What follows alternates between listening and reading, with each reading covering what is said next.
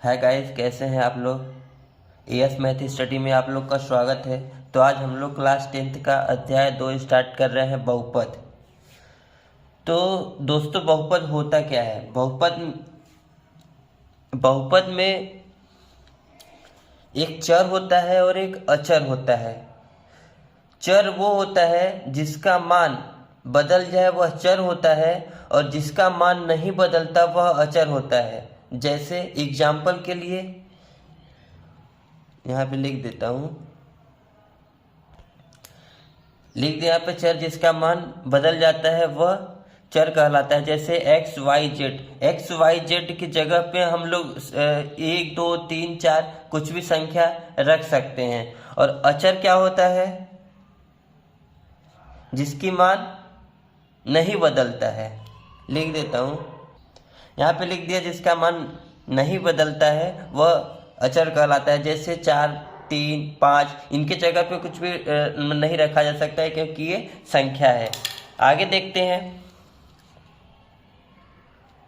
मान लो चर गुणे अचर करते हैं तो क्या हो जाएगा। अपना चर क्या है, x है, और अचर क्या है, इसमें से कुछ भी ले लो, 5 है।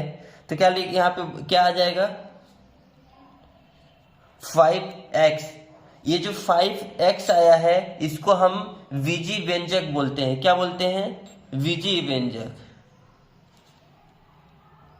इसको हम लोग विजी व्यंजक बोलते हैं। बीजी व्यंजक जो होता है, बीजी व्यंजक जो होता है उसमें से कुछ बहुपद होते हैं और कुछ नहीं होते हैं। और याद रखना कि बहुपद होते हैं और सारे के सारे बीजी व्यंजक होते हैं, लेकिन जितने भी बीजी व्यंजक होते हैं वो सारे के सारे बहुपद नहीं होते हैं। ठीक है, आ गया समझ में। अब आगे देखते हैं। अब हम लोग ये जानते हैं कि बहुपद पहचानते कैसे हैं। बहुपद पहचानने के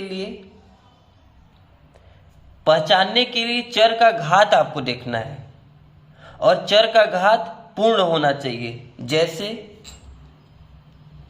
जैसे मान लो 0 1 2 3 4 5 अनंत। ठीक है, एग्जाम्पल के तौर पे हम लोग समझते हैं कि मान लो एक यहाँ पे पहला संख्या लिखा है 2x² + 5, दूसरा लिखा है 2 हो गया, तीसरा लिख देता हूँ 3y² + 6, और चौथा लिख देता हूँ 3y + 3। ये जो y है ना, ये रूट के अंदर है, ये चीज ध्यान रखना। अब अपन को पहचानना कैसे है, आपको चर का घात देखना है और संख्या पूर्ण होनी चाहिए। तो अब यहाँ पे देखते हैं, ये अपना चर है। यहाँ देखो, चर अपना क्या है, एक्स वाई जेड है, तो इसमें अपना ये चर है। अब इसका घात क्या है, 2 है, ये 2 है, ये 2 क्या है, पूर्ण संख्या है। ठीक है, तो ये अपना चर हो जाएगा। अब ये y है, y के ऊपर क्या है, यहाँ पे 1 छिपा हुआ है, ये भी अपना पूर्ण है, तो ये भी चर हो जाएगा। ये 3y2 + 6 है, इसके ऊपर भी 2 है, ये भी पूर्ण संख्या है, तो ये भी चर हो जाएगा। अब बात आती है इस पे, तो इसको हम लोग 4th नंबर, इसको हम लोग ऐसे भी लिख सकते हैं, √3 गुणे √y + 3।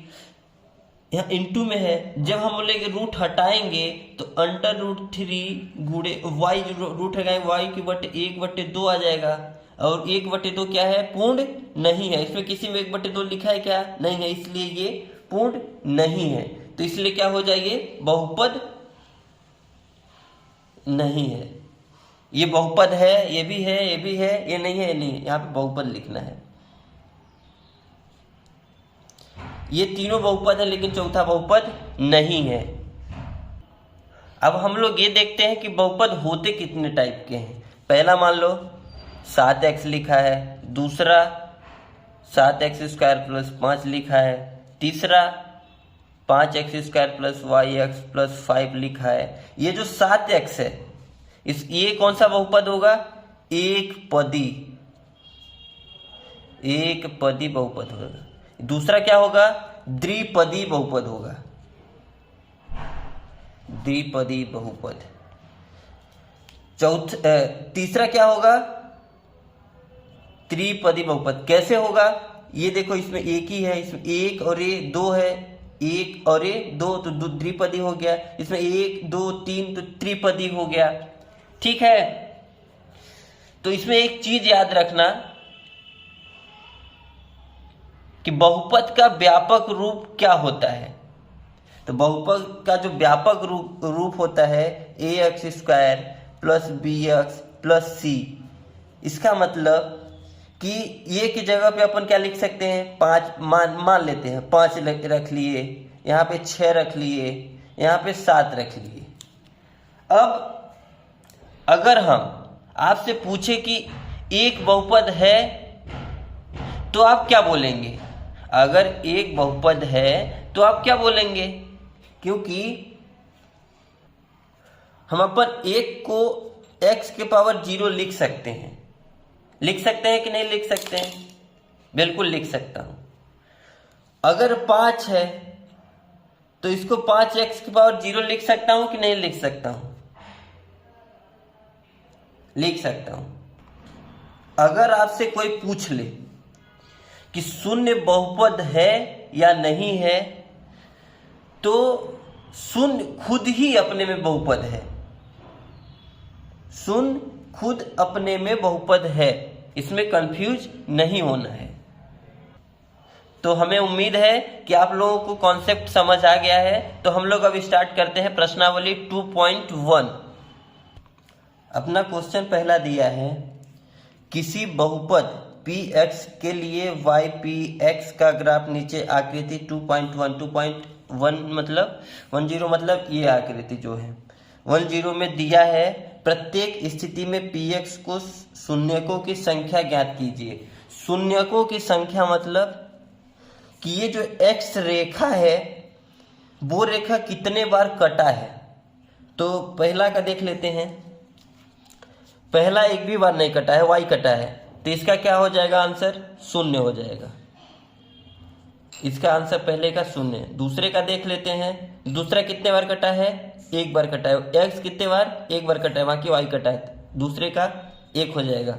तीसरा देख लेते हैं कितने बार कटा है? एक बार कटा है, यहाँ 2 बार कटा है, यहाँ 3 बार कटा है। अपन को सिर्फ x लाइन पे देखना है कितना कटना है, y पे ध्यान नहीं देना है।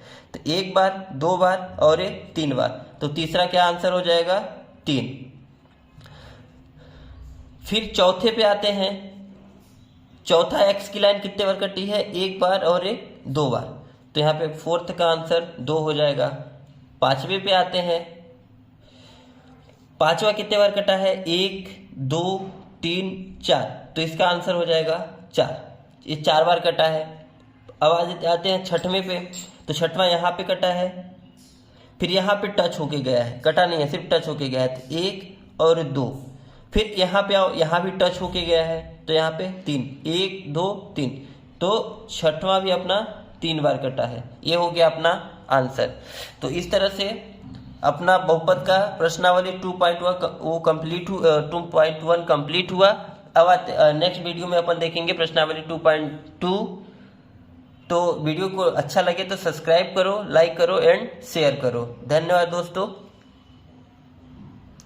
यस स्टडी में आप लोग का बहुत बहुत धन्यवाद।